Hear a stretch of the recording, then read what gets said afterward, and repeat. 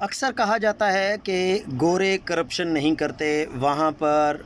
لوگوں کا بہت زیادہ خیال رکھا جاتا ہے اور دنیا کے ساتھ بھی وہ بڑے فیئر ہو کے چلتے ہیں۔ حقیقت یہ ہے کہ گورے کی کرپشن ایسی کرپشن ہے کہ وہ دنیا میں سب سے زیادہ کرپشن کرتا ہے لیکن بدنام بھی نہیں ہوتا، اور ان کی کوشش یہ ہوتی ہے کہ وہ اپنے ملک میں کرپشن نہ کرے بلکہ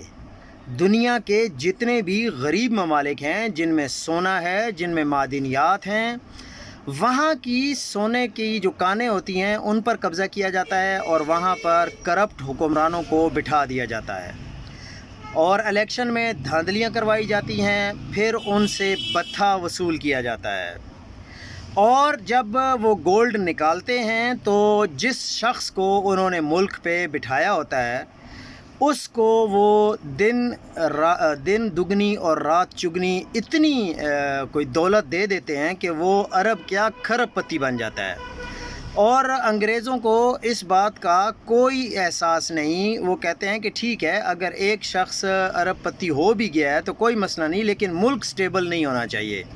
وہاں کے وسائل اور وہاں کی معدنیات پر قبضہ کر لیا جاتا ہے اور ملک غریب سے غریب تر ہوتا جاتا ہے۔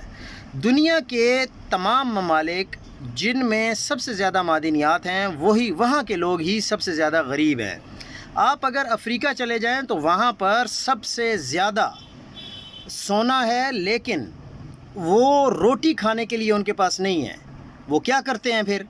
وہ وہاں پر پتے ابال کر کھاتے ہیں۔ اگر آپ لوگوں نے دیکھا ہو تو بندر پکڑ لیتے ہیں، بندر ابالتے ہیں اور ان کو پکاتے ہیں، پھر ان کو کھاتے ہیں،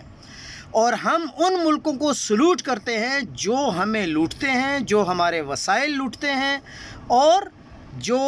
ہمیں کبھی بھی سٹیبل نہیں دیکھنا چاہتے۔ اس کی مثال آپ پاکستان پر بھی اپلائی کر سکتے ہیں۔